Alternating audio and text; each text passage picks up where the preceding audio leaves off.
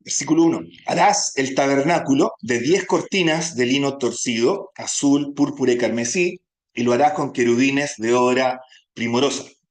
La longitud de una cortina es de 28 codos y la anchura de la misma cortina de 4 codos. Todas las cortinas tendrán una misma medida. 5 cortinas estarán unidas una con la otra y las otras 5 cortinas unidas una con la otra. Y harás lazadas de azul en la orilla de la última cortina de la primera unión. Lo mismo harás en la orilla de la cortina de la segunda unión. 50 lazadas harás en la primera cortina y 50 lazadas harás en la orilla de la cortina que está en la segunda unión. Las lazadas estarán contrapuestas la una a la otra. Harás también 50 corchetes de oro, con los cuales enlazarás las cortinas la una con la otra, y se formará un tabernáculo. Harás asimismo cortinas de pelo de cabra, para una cubierta sobre el tabernáculo. 11 cortinas harás. La longitud de cada cortina será de 30 codos, y la anchura de cada cortina de 4 codos. Una misma medida tendrán las 11 cortinas. Y unirás 5 cortinas aparte y las otras 6 cortinas aparte. Doblarás la sexta cortina enfrente del tabernáculo y harás 50 lazadas en la orilla de la cortina, al borde de la unión, y 50 lazadas en la orilla de la cortina de la segunda unión. Harás asimismo 50 corchetes de bronce, los cuales meterás por las lazadas y enlazarás las uniones para que se haga una sola cubierta.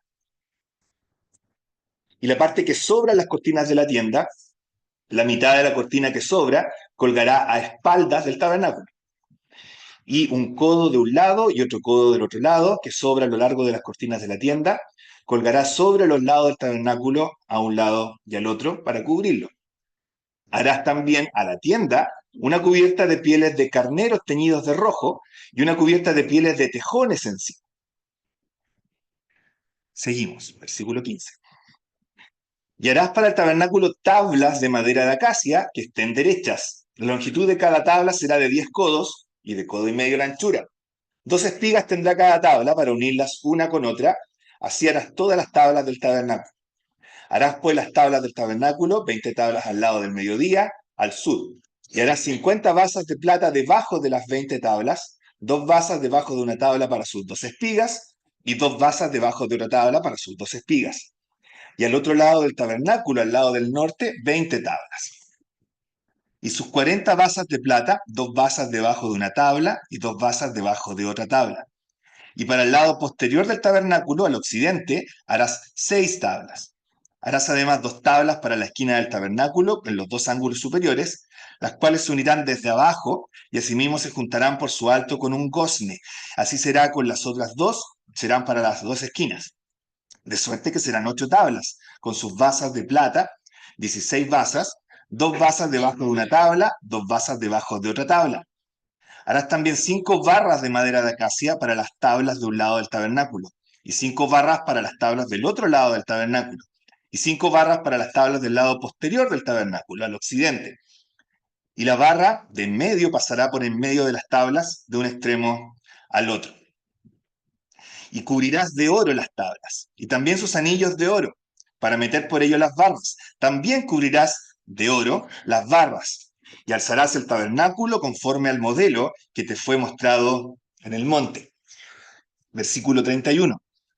También harás un velo azul, un velo de azul, púrpura, carmesí y lino torcido, hecho de obra primorosa con querubines, y lo pondrás sobre 4 columnas de madera de acacia cubiertas de oro, sus capiteles de oro sobre basas de plata, y pondrás el velo debajo de los corchetes, y meterás allí, del velo adentro, el arca del testimonio, y aquel velo, o sea, hará separación entre el lugar santo y el santísimo.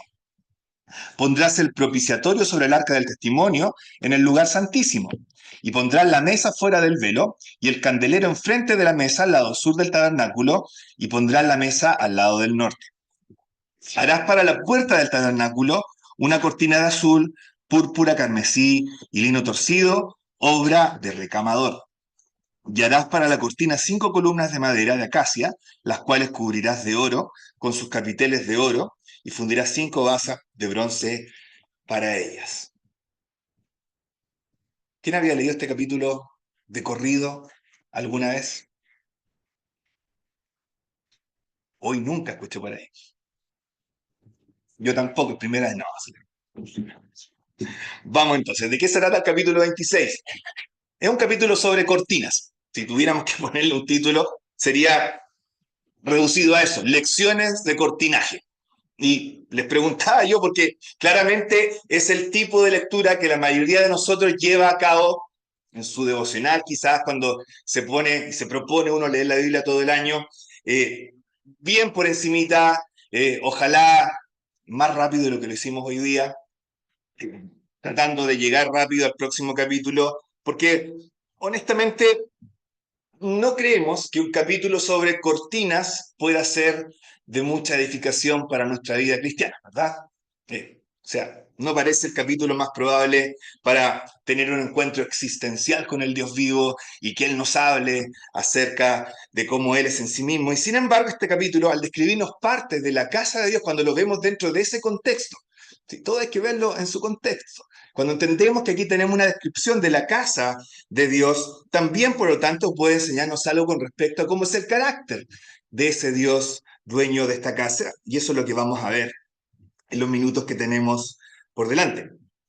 Si ustedes lo piensan, lo que tienen en común todas las estructuras mencionadas en el pasaje que acabamos de leer es que todas tienen la función de dividir, de separar. Hay separación entre un lado, entre otro lado, entre acá y entre allá. Y es en este acto de separar justamente en que nos encontramos con lo que nos puede enseñar este pasaje con respecto al carácter de nuestro Dios. Entonces les invito a ver tres cosas a la luz de estos versículos. Vamos a hablar de una exclusión, vamos a hablar de una separación y vamos a hablar de una prohibición. Vamos a los primeros 14 versículos, una exclusión. ¿Qué tenemos en los primeros 14 versículos? Cortinas. Lo que tenemos son las capas que forman la estructura externa del tabernáculo de la tienda propiamente tal. Ahora, miren cómo comienza el versículo 1. Dice, harás el tabernáculo de 10 cortinas de lino torcido, azul, púrpura y carmesí, y lo harás con querubines de obra primorosa. Y miren ahora cómo termina el versículo 10, el versículo 14. Harás también a la tienda una cubierta de pieles de carnero teñidas de rojo y una cubierta de pieles de tejones encima. Y lo que aquí me gustaría que notaran es la progresión que se da desde el versículo 1 al 14. Si ustedes se fijan, todas las telas de alta costura, las telas caras, las costosas, las que son de diseño más elaborado, de lujo, se encuentran visibles solo al interior de la tienda. Eso es lo que nos muestra el versículo 1. Mientras que por fuera, todo lo que se logra ver es una piel de tejón. Pero si ustedes jamás han visto un tejón y no tienen idea cómo es la piel de un tejón, como yo, que jamás en mi vida eh, he visto cómo es la piel de un tejón, eh, otras versiones traducen esta última capa como cuero de marsopa. Si quedaron en las mismas, otra la traduce como cuero de foca. Va quedando más caro, ¿no? Claro. O cuero de delfín, traduce una versión, la última capa. Entonces, cuero de foca, cuero de delfín, la marsopa parece que es un tipo de foca específico, pero ese es el cuero que estamos viendo en la última capa del tabernáculo. Algo bastante práctico si ustedes lo piensan, porque es impermeable, porque ayuda contra las inclemencias del tiempo, pero que visualmente es harto feo, ¿no es cierto? Es bastante feo, un cuero plomo afuera, no tiene mucho brillo externo. ¿Y cuál es el punto al que quiero llegar entonces? Es que por dentro la casa de Dios parece consistir en pura belleza, resplandor, utensilios cubiertos de oro, bordados, detallistas, con telas caras, todo elaborado, y sin embargo, el hebreo promedio nunca, jamás podría ver eso que está allá adentro. Y la pregunta entonces es, ¿por qué Dios se da el trabajo de hacer algo tan elaborado para que después nadie más lo vea? Hay un mensaje ahí, ¿verdad? ¿Qué tiene de sentido que Dios se dé tanto trabajo en especificar diseños costosos, bordados cuidadosos, que hubieran tomado mucho tiempo y dedicación, para después no permitir que nadie más lo vea? Es como raro, ¿verdad?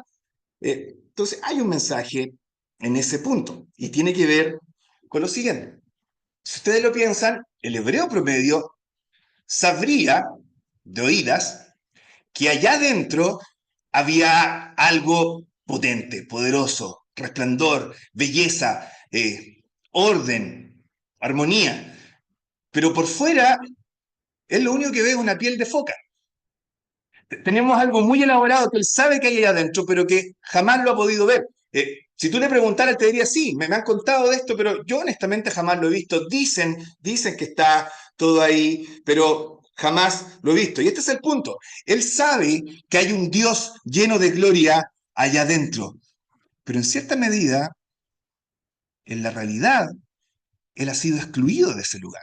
Está cortado, no puede entrar. Hay alguien glorioso allá adentro, pero yo no puedo saber, porque no puedo verlo, porque no tengo permitido entrar justamente en ese lugar. Ha sido excluido, ha sido cortado de ese lado. Y saben, de la misma forma que el pueblo hebreo sabe que hay algo hermoso, bello, glorioso allá adentro, pero está excluido y cortado de esa presencia, cada uno de nosotros también, al igual que ellos, hemos sido excluidos. Y ahí está el mensaje, hay una exclusión, de eso se trataba lo primero que quería mencionarles, hay una exclusión que nos afecta cuando se trata de la gloria, de la belleza de Dios, que sabemos que existe, que sabemos que está ahí, pero como seres humanos de una forma muy curiosa, que quizás aún no lo entendemos bien, no logramos visualizar eso. Estamos ciegos a eso. Hay una exclusión de la presencia brillante y gloriosa de Dios. Algo ha pasado que impide que tengamos acceso a ese lugar y la pregunta que nos hacemos es, ¿qué fue lo que ha pasado? ¿Qué pasó que no podamos disfrutar eso que fuimos originalmente diseñados para disfrutar? La escritura es clara en decirnos que la razón por la que Dios ha creado no solo el universo entero, sino al hombre en sí, es para que podamos disfrutar de comunión ininterrumpida con Dios. Y sin embargo, a pesar de que sabemos que hemos sido diseñados para eso, también la Biblia nos dice que estamos excluidos de esa presencia. La pregunta es, ¿qué pasa? Que no podemos cumplir con aquello para lo que fuimos originalmente diseñados. ¿Qué pasa? Que hay una exclusión cuando estamos hablando de la presencia de Dios. ¿De qué se tratará? Y eso nos lleva a los versículos 15 al 30. Hablamos de una exclusión. Vamos a hablar ahora de una separación. ¿Qué tenemos en los versículos 15 al 30? Acá tenemos la forma, la estructura que tenía todo este conjunto de cortinas que acabamos de mencionar. Si ustedes no tienen los versículos 15 al 30, sin este párrafo, uno podría imaginarse cualquier forma para el tabernáculo, ¿verdad? Quizá uno podría pensar, ya, como es una tienda, como es una carpa, a lo mejor se tratará de un círculo, un espacio circular, con un mástil al medio, una especie de carpa de circo. Podría uno pensarlo, ¿verdad? No hay nada antes que te diga que este edificio va a tener una forma puntual o específico. Sin embargo, acá se nos aclara que el tabernáculo en realidad consiste en una estructura de madera, muy cuidadosamente armada para formar una estructura bastante precisa y la casa de Dios, este es el punto, deberá tener una forma, pero exactamente rectangular, paralelepípeda tendríamos que decir, porque estamos hablando en 3D, y una división donde está el lugar más importante, que es el lugar donde está el simbolismo del trono de Dios, iba a tener una forma, pero exactamente cúbica, de 4 metros. 4 metros de alto, 4 metros de hondo, 4 metros de ancho. Un cubo perfecto de 4 metros. En eso consistía la casa y la forma de la casa de Dios. Ahora, ¿por qué esta forma tan exacta con dimensiones tan precisas? ¿Habrá algo acá que se nos querrá comunicar? Cuando tú lees el resto de la escritura te das cuenta que sí, hay algo en esto. Y se aclara cuando nos vamos a otro pasaje que nos muestra esta misma estructura simétrica, cúbica, exacta, pero se nos declara con mayor desarrollo de qué se trata esto. Así que vamos a ir a examinar por un rato eso. Resulta que en el último libro de la Biblia, en el Apocalipsis, se nos describe una habitación muy similar.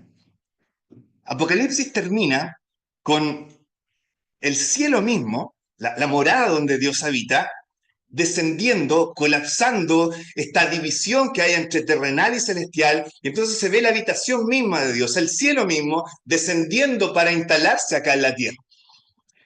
Sin embargo, lo que Juan ve cuando ve el cielo descender a la tierra no es un paisaje de nubecitas y luces y puestas de sol y querubines regordetes tocando sus arpas, la visión que a veces nosotros tenemos, o el mundo en general tiene de cómo es el cielo. No, lo que Juan ve es un cubo. Juan ve descender el cielo a la tierra y lo que Juan ve descender es un cubo. Un cubo, obviamente, de dimensiones mucho más grandes que las que tenemos acá, pero es un cubo gigantesco, totalmente, dice, formado de oro, tiene otras cosas, pero está totalmente cubierto de oro. Coincidentemente, acá también lo que tenemos es lo mismo, una estructura de simetría cuadrangular totalmente cubierta también de oro.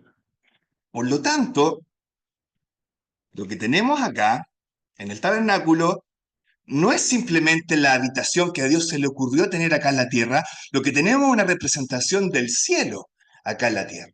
El tabernáculo es el cielo en miniatura, habitando en medio de los hombres, y probablemente toda la simetría, la dimensión exacta de sus formas, tanto en lo que de Juan como acá, tiene que ver con una eh, comunicación del orden, de la perfección, de la característica puntual de Dios, que es el orden, en contraste con el desorden y el caos que nos caracteriza a nosotros, ¿verdad? ¿Cómo parte la Biblia? La Biblia en todo momento parte con lugares desordenados y vacíos que Dios, cuando pone sus manos encima, ordena. Y la misión del hombre como el representante de Dios en la tierra es ordenar. Cuando se le pide al hombre que señoree y domine, lo que se le está diciendo es que extienda esto que se ha hecho en el jardín del Edén, que es muy pequeño, hacia otros lugares más, hacia el fondo de la tierra, y el desorden y el caos que caracteriza a la creación en su momento, probablemente contaminada por el pecado de Satanás, se revierta porque Dios está poniendo su dominio, y cuando Dios pone su dominio hay orden, hay perfección, hay simetría, un cubo. Probablemente por ahí vaya la cosa. Por lo mismo, entonces, lo que se nos está mostrando acá es que hay un Dios de orden, de simetría, un Dios de perfección, un Dios que por lo tanto es muy distinto a nosotros. Un Dios, podríamos llamarlo, peligrosamente distinto a nosotros. ¿Y saben cuál es el nombre que cataloga este atributo de Dios? Que Él sea completamente distinto a nosotros, que Él sea totalmente otro, que Él sea absolutamente diferente. ¿Cómo se llama ese atributo de Dios donde se resumen todas las excelencias de Dios que lo hacen ser completamente de otra clase a nosotros? Ese atributo se llama santidad. Lo que se nos está mostrando acá entonces es que Dios es santo. Y su santidad es como un fuego que consume. Y entonces entendemos un poco mejor por qué tiene que haber esta exclusión de la presencia de Dios que hablábamos hace un momento atrás. Dios es santo y nosotros no. Y como Dios es santo y nosotros no, en una acción, podríamos llamarla incluso de misericordia para nuestro propio beneficio, Dios tiene que hacer una separación entre Él y nosotros porque si no seríamos consumidos por su presencia. Eso es lo que dijo Isaías, ¿se acuerdan? Cuando se ve que está delante de la presencia de Dios, Isaías dice, soy hombre muerto, porque mis ojos han visto a Dios. Hay algo que tiene Dios que nosotros no tenemos, que lo hace peligroso a nuestra presencia y por lo tanto, porque Dios es santo y nosotros no, Él es fuego consumidor y su santidad nos afecta de tal manera, es necesario que haya una separación. ¿Se fijan cómo un capítulo de maderas y de cortinas nos empieza a enseñar ciertas cosas con respecto al carácter de nuestro Dios? Nuestro Dios es santo, nosotros no, y por lo tanto tiene que haber esta separación entre Él y nosotros. Eso es lo segundo que nos dice este pasaje con respecto al carácter de nuestro Dios. Una exclusión, una separación. Veamos ahora los últimos versículos, una prohibición. Versículos 31 al 37. Entonces, la primera parte nos mostraba las cortinas que iban a cubrir el lugar. La segunda parte, la madera que le iba a dar la estructura, la forma al lugar. Los versículos 31 al 37 nos muestran cuáles van a ser los velos, podríamos decir, que dividen los compartimentos dentro de este cubo o paralelepípedo que forma la casa de Dios. Y el lugar, la división más importante, es la que se produce entre el lugar donde estaría la lámpara y la mesa, por un lado, que sería el lugar santo, y el lugar donde estaría la representación del trono de Dios, que es el arca del pacto, que se llamaría lugar santísimo. Fíjense al final del versículo 33. Y aquel velo os hará separación entre el lugar santo y el santísimo. Y luego los versículos 34 y 35 se encargan de explicarnos que el lugar santísimo contendría el arca y el lugar santo la mesa y el candelero. Entonces lo que tenemos acá es una separación entre el trono de Dios y el resto de los otros muebles. Imagínense cómo sería la situación en ese momento. Llega el sacerdote, entra a este lugar, ve por un lado esta mesa que comunica, de la proposición hablábamos la semana pasada, que comunica una invitación del Dios dueño de casa a llenarnos y a nutrirnos con su presencia. Ve esta otra lámpara, este candelero, que te invita a tener una guía, a tener un propósito para tu vida entregado por ese Dios que te invita a su presencia. Y entonces el sacerdote, teniendo estas invitaciones en su mente, sigue avanzando, pero cuando va a llegar a la presencia de ese Dios que nutre, que guía, no puede. Hay una cortina que bloquea el camino. Y acá tenemos que aclarar algo. Esta cortina no es un velo como nosotros lo conocemos. Esta especie de tela semitransparente, delgada, translúcida, que te permite ver un poco hacia el otro lado, que tú la puedes separar fácilmente. El velo del templo no es ese velo. Piensen más bien en una frazada. Imagínense la frazada más gruesa, desagradable, tosca y gruesa que se pueden imaginar, y van a tener una idea de cómo era esta cortina, esta frazada, este velo que separaba el lugar santo del lugar santísimo. Y no solamente es que sea grueso, es que no está hecha para ser usada como una puerta. Es una sola cortina. No son dos separadas por la mitad que tú puedas abrir fácilmente para entrar al otro lado. No, es una sola. Esto no está acá para invitarte a pasar como si fuera una compuerta. Esto está acá para bloquearte el paso, para que sea desagradable a la invitación el pasar hacia el otro lado.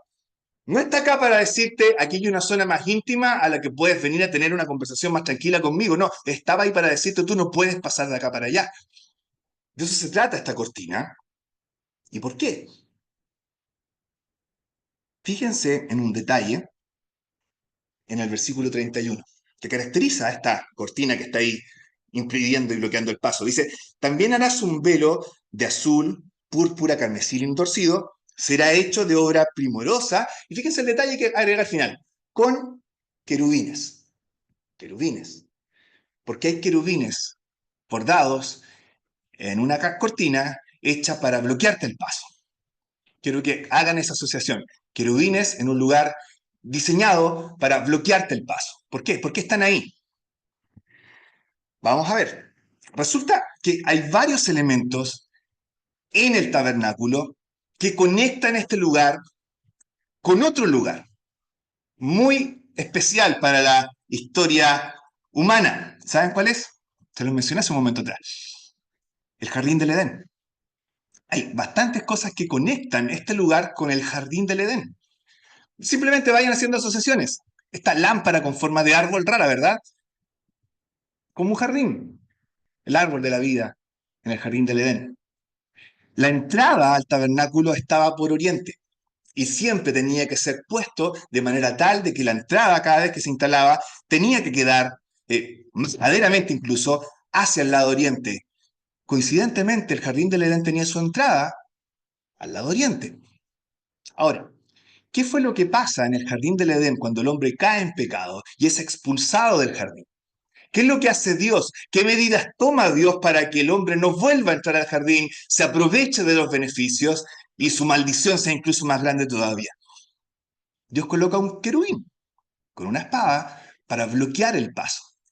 ¿No les parece coincidente que acá la cortina entonces que bloquea el paso tenga también bordados querubines? ¿Coincidencia? No lo creo. Algo hay ahí, hay un mensaje, y eso es justamente lo que nos lleva, hermanos, al núcleo central del problema. Esta cortina nos está apuntando al origen justamente de todo el problema, y el origen de nuestro problema, de nuestra separación, de nuestra exclusión justamente, es que en realidad hay una prohibición de por medio. Tenemos prohibido el paso y eso es a causa de nuestro pecado. Y esta cortina está ahí para recordarnos algo. Hay una separación, pero esa separación no es solamente porque Dios sea santo y nosotros no. Eso es verdad, muy cierto. Esa separación es porque Dios es santo y nosotros somos pecadores, completamente manchados por el pecado, y nuestro Dios no puede tolerar el pecado en su presencia. Y entonces todo este aparataje de cortinas, de estructuras de madera, de velos, de compartimentos, de separaciones, está hecho acá para enseñarnos esta tercera verdad. La casa de Dios nos muestra algo con respecto al carácter de Dios. Y ese carácter de nuestro Dios no solamente se la caracteriza por ser un Dios que quiere estar con los suyos y tener una relación con ellos, sino que ahora también aprendemos que ese mismo Dios que quiere tener una relación con los suyos y bendecir a los suyos, a la vez también es santo y no puede tolerar el pecado en su presencia. Y tienes estas dos grandes realidades que tú vas aprendiendo a medida que vas avanzando justamente en este relato. En conclusión, entonces, ya para terminar, una exclusión, una separación, una prohibición. La entrada a la presencia de Dios se encuentra vetada. Alguien glorioso está ahí. Jamás he podido entrar, diría un hebreo promedio. Hay una exclusión. Eso es lo primero que vimos en esta mañana. Esta exclusión se debe, dijimos, a que nuestro Dios es santo y nosotros no. De hecho, me olvidaba en su momento mencionarlo, pero por algo se divide entre lugar santo y santísimo. O sea, algo de santidad nos está diciendo el pasaje. El mismo pasaje lo muestra, ¿verdad? Nuestro Dios es santo y nosotros no. Hay una separación entre Dios y nosotros. Pero también, no solamente se trata de que Dios sea santo y nosotros no, sino que a la vez de que Dios es santo y nosotros estamos manchados por pecado. Y Dios, en su santidad, no puede tolerar el pecado en su presencia. Hay una prohibición. Por un lado, están estos elementos que nos invitan a tener una relación con Dios. Y sin embargo, cuando queremos entrar a esa relación, nos encontramos con una cortina que bloquea el paso y nos dice, hay algo primero que tiene que ser tratado. Y entonces esa presencia que a la vez anhelamos y necesitamos se encuentra tan cercana y a la vez tan lejana, tan exhibida por una parte, que se nos muestran sus detalles, pero tan bloqueada por el otro. Se encuentra tan, de repente, llena de promesas, pero a la vez también tan llena de amenazas. Y está esta especie de tensión. ¿Cómo se va a resolver esta tensión? ¿De qué forma logramos lidiar con esta promesa de Dios de venir y bendecirnos, con, por otro lado, la amenaza de saber que nuestro pecado está presente y somos hombres muertos porque estamos delante de su presencia? ¿Cómo vamos a solucionar esa tensión? Capítulo 27. Eso lo veremos cuando lleguemos al capítulo 27 y no lo vamos a ver ahora. Así que queda la atención hasta la próxima vez que nos toque, que quizás va a ser cuando. Así que por lo mismo le voy a dar un adelanto ahora. Pero después en el capítulo 27 vamos a salir con un poco más de detalle. ¿Qué pasa?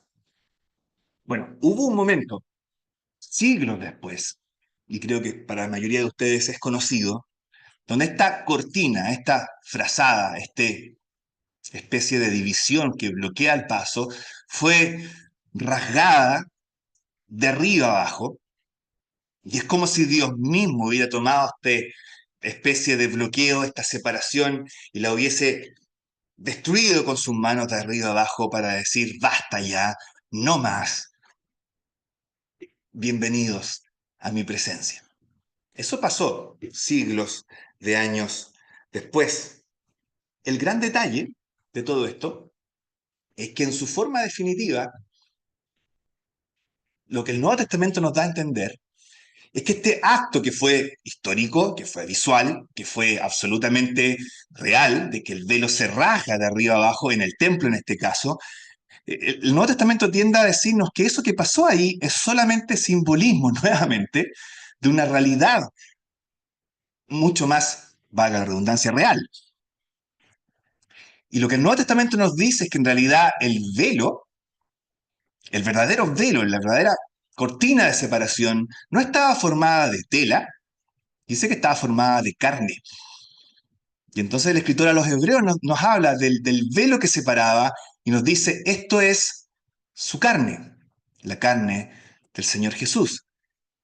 Y entonces la realidad impactante del Nuevo Testamento es que el velo fue rasgado de arriba a abajo, pero ese velo era carne, era el cuerpo de nuestro Señor Jesús. ¿Por qué? Y aquí viene el punto, porque para darnos la entrada, para poder lograr tener acceso a la presencia de Dios, lo vimos hace unos minutos atrás, el problema del pecado tenía que ser solucionado. Alguien tenía que ser condenado para tomar ese castigo que debía consumirnos a nosotros y de esa forma nosotros poder entrar a la presencia de Dios. Y lo que el Nuevo Testamento nos dice como cumplimiento a todas las promesas que Dios había hecho desde el inicio en adelante es que el que toma nuestro lugar y sufre nuestro castigo es justamente nuestro Señor Jesús en la cruz. Y ahí lo que pasa es que Dios toma su propia espada y rasga el velo, que es la carne de su Hijo, de arriba abajo. Levántate espada contra el pastor, hiera al pastor, dice el profeta Zacarías. Mirad y ved cuántos pasáis en el camino, si no hay dolor como el dolor que me ha venido, porque Jehová me ha angustiado en el día de su ardiente furor, desde el cielo ha enviado fuego que consume mis huesos, dice el profeta Jeremías, hablando de lo que se sufre de manera genérica cuando Dios levanta su espada contra cualquiera. En este caso lo hizo contra su hijo. En Lamentaciones es contra Israel, por supuesto, pero en la cruz fue contra su propio hijo, porque su hijo estaba ocupando tu lugar y mi lugar para que nosotros fuéramos librados de ese castigo y al contrario, fuéramos tratados como si Cristo mismo nos revistiera de su rectitud para poder entrar hacia ese lugar y tener comunión con el Señor. En definitiva, lo que nos separaba de Dios era el pecado y lo que nos permite volver a su presencia es que el pecado sea castigado en un sustituto, que en este caso es nuestro Señor Jesucristo. Con el pecado solucionado, entonces podemos tener acceso. Y eso que el hebreo promedio veía de manera quizás de oídas solamente, nuestros ojos por fe ahora lo pueden ver. Pero estamos en un terreno intermedio, porque si ustedes se preguntan, sí, la vida cristiana es un abrir de ojos donde quizás lo que antes era absolutamente irreal para nosotros ahora es muy real, pero aún nuestros ojos no lo ven. Ahí estamos, en el intertanto. Pero va a llegar un punto donde efectivamente el cielo va a descender a la tierra, donde todo el universo va a ser transformado, donde toda la creación va a ser llena del orden, de la simetría y de la gloria de Dios, y donde vamos a poder disfrutar en cuerpo y alma, completamente tangibles y a la vez completamente glorificados a Dios mismo, al pueblo de Dios y a la creación de Dios de manera absolutamente potente y real. Esa es la esperanza cristiana. Entrar al lugar santísimo finalmente no es entrar a un cubículo donde estaremos encerrados por toda la eternidad, es disfrutar de lo que está simbolizado ahí en ese cubículo, pero extendido a todo el universo y a toda la creación. Nuestra esperanza. Y bueno, veremos más detalle en el capítulo 27 cuando estemos juntos en una próxima ocasión.